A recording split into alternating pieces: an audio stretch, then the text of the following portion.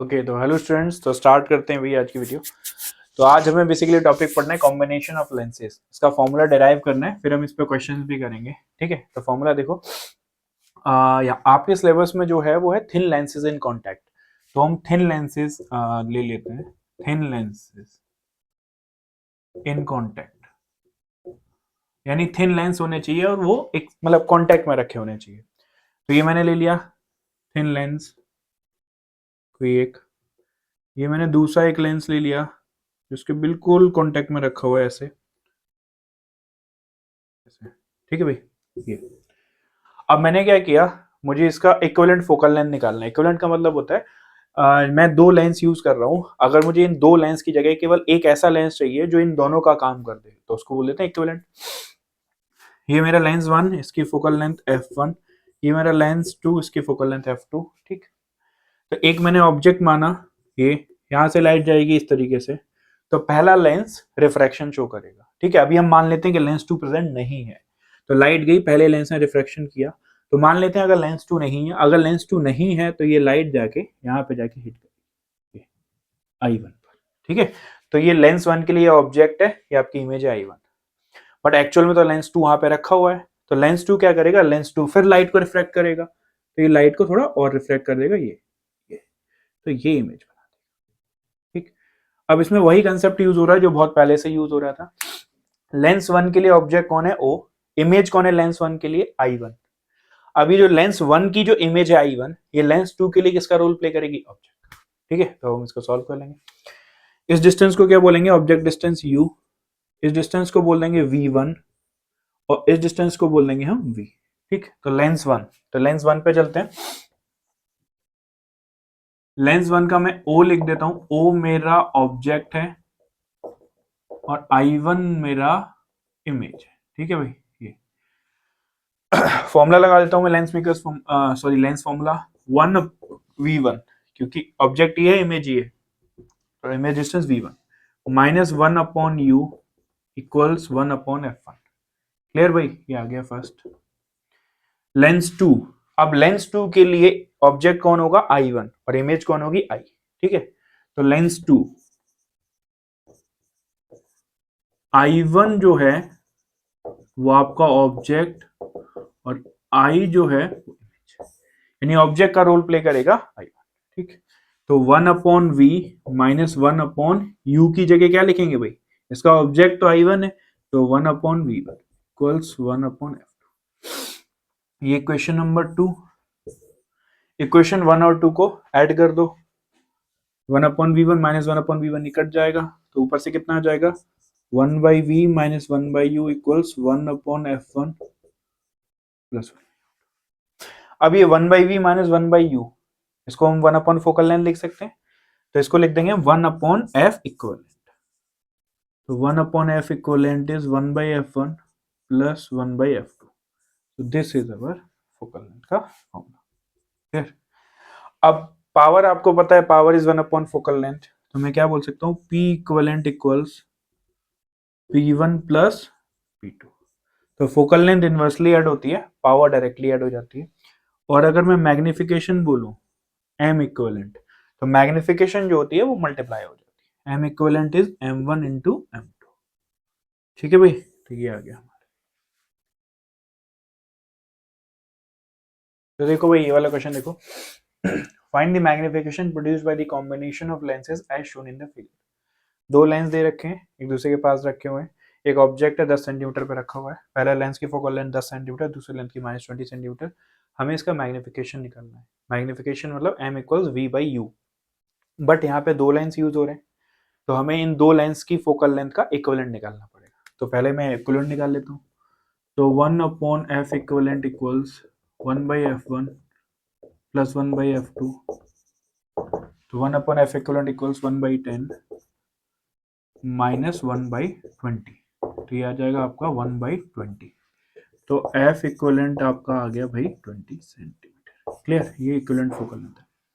यानी इन दोनों लेंस को हटा के अब हम एक सिंगल लेंस मान सकते हैं, इसका फोकल लेंथ जो होगा वो हमारा 20 सेंटीमीटर। क्लियर है, अब फोकल लेंथ इसको यूज करूंगा, ऑब्जेक्ट का डिस्टेंस कितना है 10, तो अब मैं फॉर्मूला लगाऊंगा 1/v minus 1/u equals 1/f।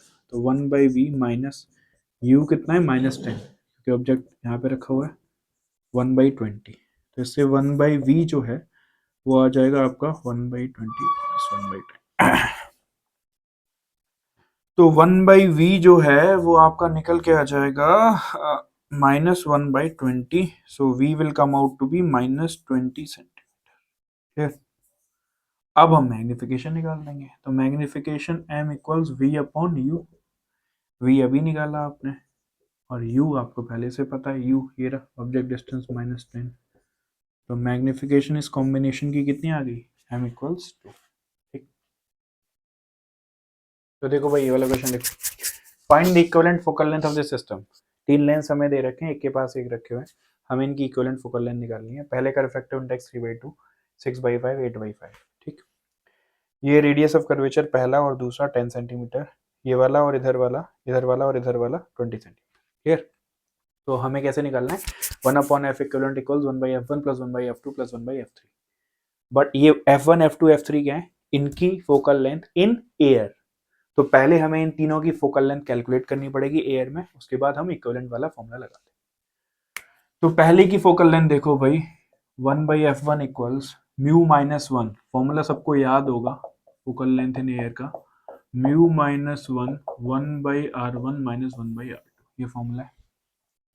तो म्यू माइनस 1 मतलब 3/2 माइनस 1 1/r1, प्लस माइनस का ध्यान रखना, r1 प्लस होगा उधर की तरफ 10 माइनस 1 अपॉन ये r2 इधर की तरफ आएगा तो -10। तो ये आपका सॉल्व हो क्या जाएगा, 3/2 माइनस 1 हाफ हो गया, 1/10 प्लस 1/10 2/10। क्लियर भाई, 1/10 तो इससे ये कट जाएगा, तो 1/f1 कितना आ गया, याद रखना 1/10। ठीक, अब मैं 1/f2 निकाल देता हूँ। 1/f2 इज म्यू माइनस 1 यानी 6/5 माइनस 1 1/r1, इसका r1 ये कंसिडर होगा और r2 ये वाला। तो 1/-10 माइनस 1/20। क्लियर, ये आ गया 6/5 माइनस 1 विल बी 1/5 इंटू ये आ जाएगा आपका -3/20। क्लियर भाई, माइनस माइनस प्लस हो जाएगा। तो ये आप अगर सॉल्व करोगे तो -3/100, ये आ जाएगा 1/f2। क्लियर, ये मैंने सॉल्व कर लिया। नाउ 1/f3, तो 1/f3 is mu minus 1 8/5 minus 1 sorry 8/5 minus 1 1/r1, तो ये r1 और ये r2, r1 20 और वो -20। तो 1/20 माइनस 1/-20, 8/5 माइनस 1 इज 3/5 इंटू 2/20 यानी कि 1/10, तो हो जाएगा 3/50। क्लियर भाई, 3/50। अब आपको क्या निकालना है, 1/f इक्विवेलेंट। तो 1/f equivalent is 1/f1 plus 1/f2 plus 1/f3। तो 1/f equivalent is 1/10 minus 3/100 plus 3/50।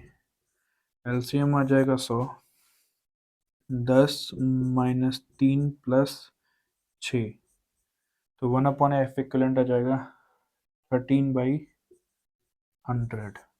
तो ये आ गया 1/f इक्विवेलेंट। एफ इक्विवेलेंट कितना आ जाएगा आपका 100/13 सेंटीमीटर। ठीक है, सो this is our final answer. तो देखो भाई ये वाला क्वेश्चन है, इसमें 3 लेंसेज दे रखे हैं। पहला लेंस फोकल लेंथ 10 सेंटीमीटर, दूसरे की फोकल लेंथ -10 सेंटीमीटर, तीसरे के लिए की फोकल लेंथ +10 30 सेंटीमीटर। ठीक है भाई, ये +10 10 -10 30। एक ऑब्जेक्ट है 30 सेंटीमीटर पर रखा हुआ है पहले वाले लेंस से। Find the position of the final image, final image की पोजीशन हमें बतानी है। ठीक, 3 लेंस। तो इसमें पहले तो ये बता दूं, जो अभी हमने फॉर्मूले डिराइव किए हैं कॉम्बिनेशन ऑफ थिन लेंसेज, वो एप्लीकेबल नहीं होंगे, क्योंकि वहां पर जो लेंस होते थे वो कांटेक्ट में होते थे, थिन लेंसेज इन कांटेक्ट। तो यहाँ पर वो फॉर्मूले एप्लीकेबल नहीं होंगे। ठीक, तो हमें क्या करना होगा, एक एक करके फॉर्मूला लगाना होगा। पहले इस लेंस के लिए सॉल्व करेंगे। सिंपल लॉजिक समझ लेना, बहुत इंपॉर्टेंट है। एक ऑब्जेक्ट है, पहला लेंस पहले लेंस के पास एक ऑब्जेक्ट है, वो एक इमेज बनाएगा I1। वो जो इमेज I1 होगी वो सेकंड लेंस के लिए ऑब्जेक्ट का काम करेगी, फिर वो एक नई इमेज बनाएगा I2। वो जो इमेज होगी वो थर्ड लेंस के लिए ऑब्जेक्ट का काम करेगी, फिर एक फाइनल इमेज बन जाएगी। क्लियर? तो ये सिंपल सा कंसेप्ट है। अब इसको देखो भाई, तो पहले मैं लेंस 1 की बात कर रहा हूँ। लेंस 1 का ऑप्टिकल सेंटर ये रहा C1। सारी कैलकुलेशन यहां से होगी इस वाले सेंटर से, पहले लेंस 1 की बात करेंगे तब। जब लेंस 2 पे आ जाएंगे तो सारी कैलकुलेशन यहां से होगी, उसके बाद में आएंगे, पहले लेंस 1। लेंस 1, तो लेंस 1 का O क्या है? ऑब्जेक्ट, और I1 क्या होगी? इमेज। ध्यान देना, ठीक। तो मैं U कितना लिखा जाएगा? -30। तो 1/V1 -1/U1 इक्वल्स 1/F1। तो जब आप इसको अप्लाई करोगे तो मैं डायरेक्ट बताऊं तो इसमें V का फॉर्मूला लग जाता है UF/U+F। ठीक है, डायरेक्ट अगर हम लेंस के लिए फॉर्मूला लगाएं तो, या फिर चलो फॉर्मूला लगा ही देते हैं। चलो इसको लगाओ भाई, सॉल्व करो। 1/V1 -1/-30 equals 1/10। क्लियर? इसको सॉल्व करो। 1/V1 equals 1/10 -1/30। एलसीएम आ गया 30, 3 - 1, तो V1 आ जाएगा 30/2, that is equal to 15 centimetre. इसका मतलब पहला वाला लेंस जो इमेज बनाएगा वो अपने सेंटर से 15 सेंटीमीटर आगे बनाएगा। कितना आ गया? 15 सेंटीमीटर। ठीक है, अब ध्यान से देखना इसको। इसने लाइट भेजी, ये लाइट गई, अब ये जो इमेज बनाएगा वो 15 सेंटीमीटर। अभी हमने लेंस 1 और 2 को कंसिडर नहीं किया है, तो यानी अगर लेंस 2 और 3 नहीं होते तो ये इमेज कहाँ बना था? 15 सेंटीमीटर। तो ये 5 है और ये 10 है, तो यानी इमेज कहीं यहाँ जाके बननी होती है।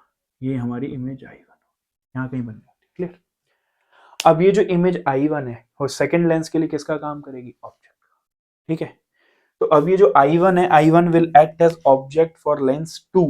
इसको लिख लेना, I1 will act as object for lens 2। अब सारी कैलकुलेशन कहां से होगी? यहां से, C2 से सारी कैलकुलेशन अब यहां से होगी। अब सोचो, ये जो I1 है ये इसके लिए इमेज है बट इसके लिए ऑब्जेक्ट है, तो इसका ऑब्जेक्ट यहां से कितना आगे हो गया? 10 सेंटीमीटर आगे हो गया। कितना आगे हो गया? 10 सेंटीमीटर। तो इसके लिए U कितना यूज होगा? +10, क्योंकि आगे है ना, तो इसके लिए U कितना यूज होगा? +10। तो अब मैं लिख रहा हूं लेंस 2। लेंस 2 के लिए ऑब्जेक्ट कौन हो गया? पहले वाले की जो इमेज है वो यहां पर क्या बन गया? ऑब्जेक्ट, और फाइनल इमेज हमने I2 मान लेते हैं। ठीक, अब मैं फॉर्मूला लगा देता हूं। अब इसके लिए U कितना लिया जाएगा? ध्यान से देखो, इसकी जो इमेज इससे 15 सेंटीमीटर आगे थी, ये 5 सेंटीमीटर आगे था, तो इसका जो ऑब्जेक्ट है वो इससे कितना सेंटीमीटर आगे हो गया? 10। तो U2 कितना लिया जाएगा? +10 सेंटीमीटर। तो अब मैं 1/V2 1/F2 V2 -1/10 इक्वल्स 1/-10। तो 1/V2 इक्वल्स -1/10 प्लस 1/10।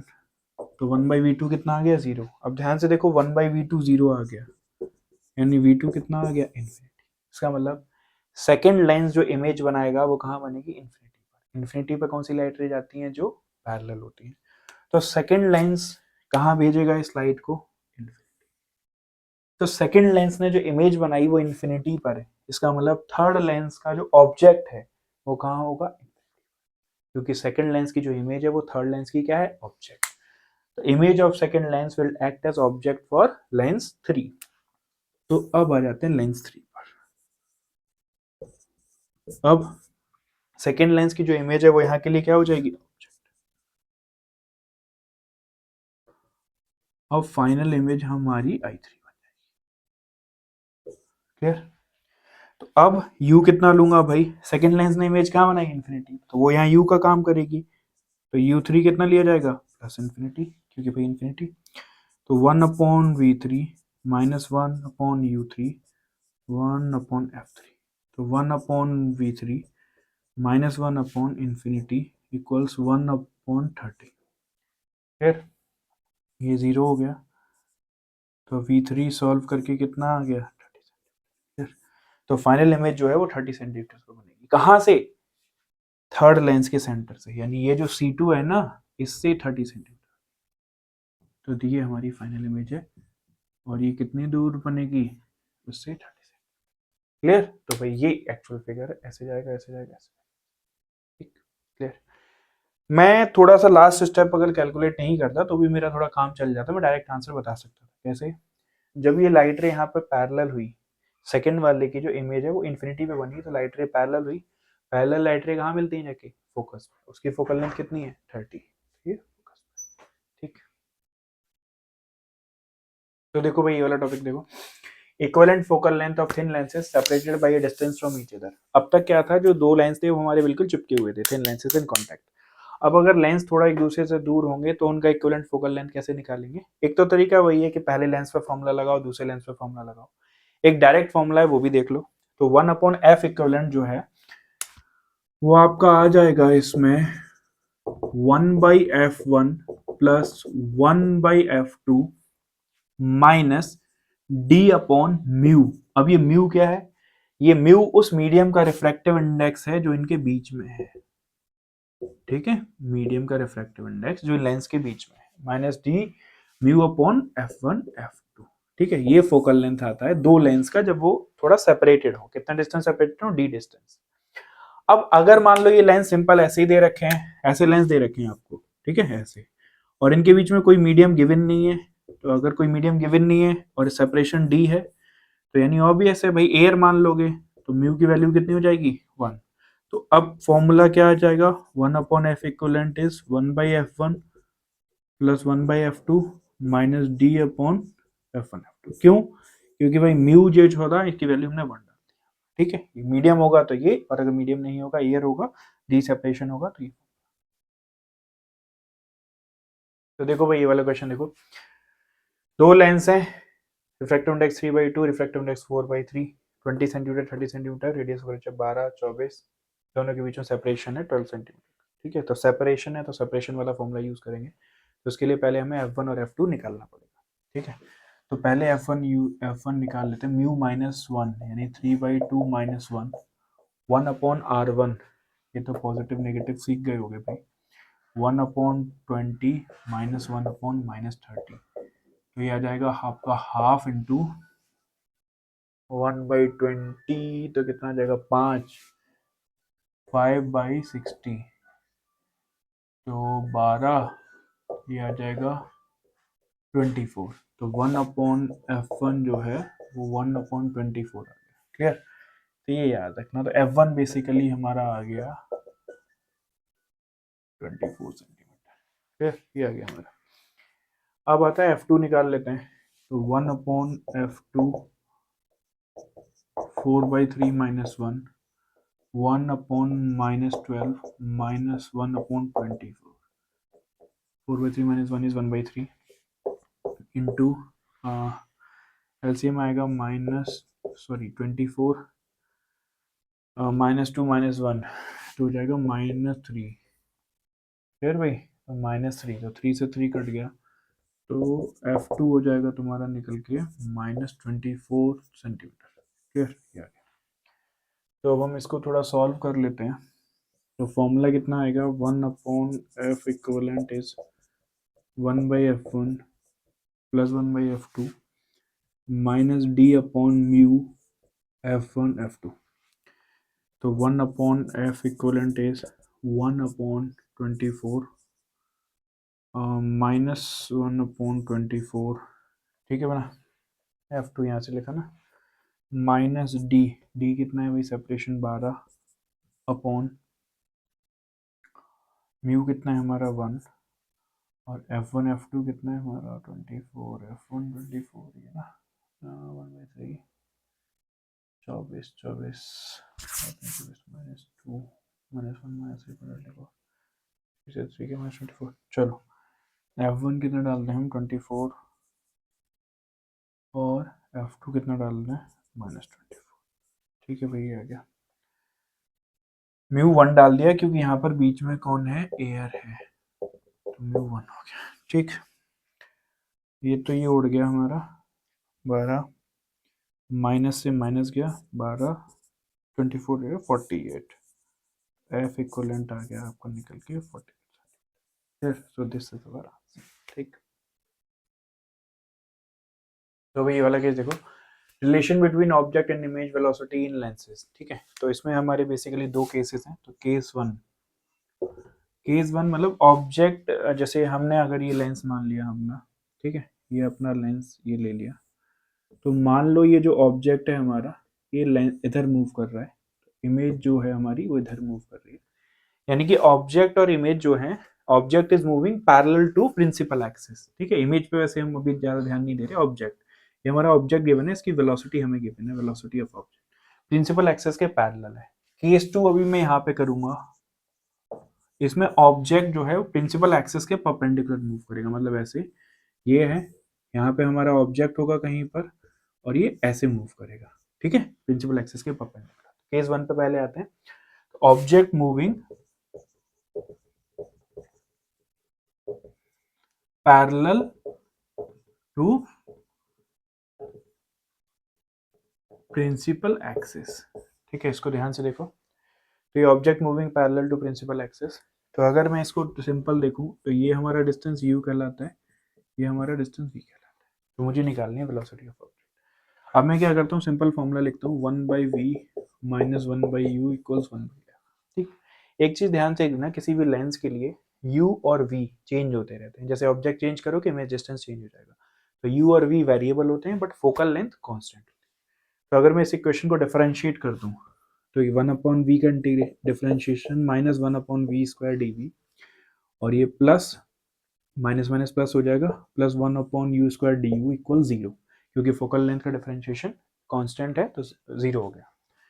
तो अब आप इसे जब सॉल्व करोगे, ये आ गया ना आपका, तो इससे आपका dv कितना निकल के आ गया आपका, v²/u² इंटू डी यू। अब मैं इसको वो कर दूं, चाहो तो मैं इसको यहाँ पर भी डिफरेंशिएट कर सकता था, ऐसा कोई बहुत बड़ा वो नहीं है, यहाँ पे मैं वापस से डिफरेंशिएशन दिखा रहा हूँ, देखो इसको, -1/v² इंटू dv/dt, यानी डिफरेंशिएशन जो मैंने किया है वो टाइम के रेस्पेक्ट में किया है, तो -1/v² dv/dt plus 1/u² du/dt equal 0, clear, ये आ गया। तो इससे हम ये लिख सकते हैं dv/dt is equal to v²/u² du/dt, ये यार। What is dv/dt? v क्या है, इमेज का distance, distance upon time, velocity.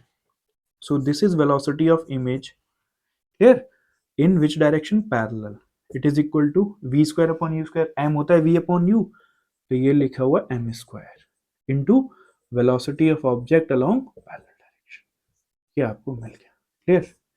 अगर इसी में मैं रिलेटिव मोशन का कंसेप्ट लगा दूं, मान लो जो लेंस है वो भी हमारा मूव कर रहा हो, तो ये with respect to the lens हो जाएगा, तो हो जाएगा velocity of image with respect to the lens in parallel direction is equals m² velocity of object with respect to the lens in parallel, ये याद है, ठीक है। और रिलेटिव मोशन लगा देंगे vi minus vi, clear.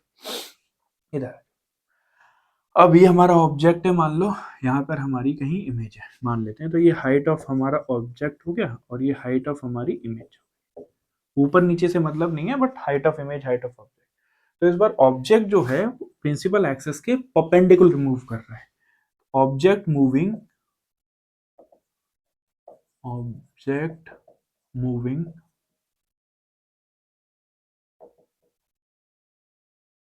Perpendicular to the principal axis, object moving perpendicular to the principal axis, ठीक।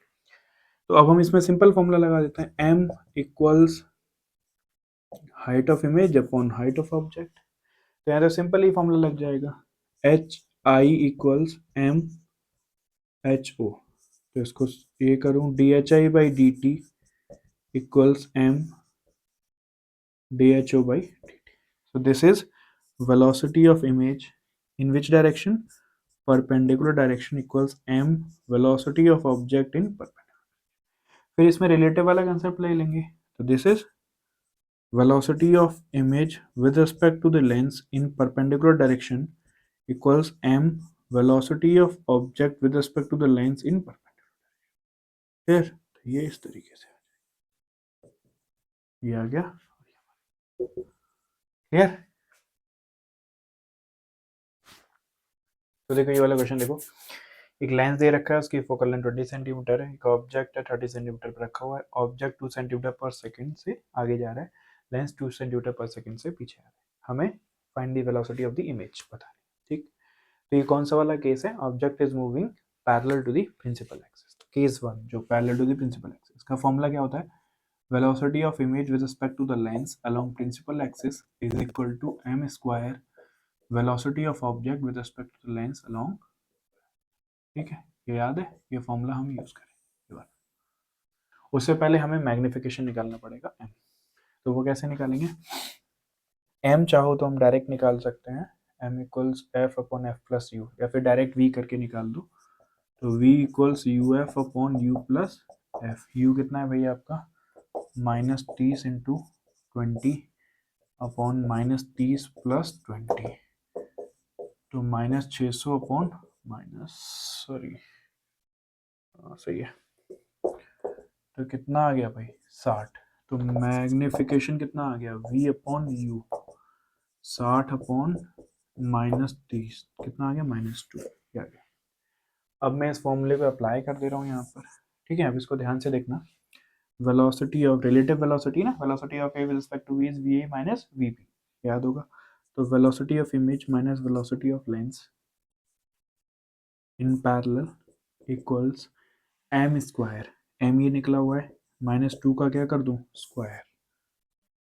अब इसको अप्लाई करूंगा, velocity of object minus velocity of lens. ठीक है भाई, वेलोसिटी ऑफ इमेज हमको निकालनी है, तो वी आई, लेंस की वेलोसिटी कितनी है, लेंस इधर आ रहा है, तो लेंस की वेलोसिटी को अगर मैं लिखूंगा तो velocity of lens will be -2 i cap, ध्यान रखना क्योंकि इधर की तरफ आ रहा है, और वेलोसिटी ऑफ ऑब्जेक्ट कितना लिखूंगा +2 आई कैप। क्लियर, तो यहाँ पर डाल लेता हूँ वेलोसिटी ऑफ ये -2 आई कैप इक्वल्स -2 का स्क्वायर होगा 4, वेलोसिटी ऑफ ऑब्जेक्ट कितना हो जाएगा 2 i cap minus of -2 i cap, तो v i +2 i cap equals 4 into 2 i cap plus 2 i cap 16, तो ये हो गया 16 आई कैप, तो वेलोसिटी ऑफ इमेज आ गई आपकी 14 आई कैप। ठीक है, सेंटीमीटर पर सेकेंड। ठीक, ओके, तो आज का वीडियो भी इतना ही है, बाकी हम नेक्स्ट क्लास में। Okay then, bye.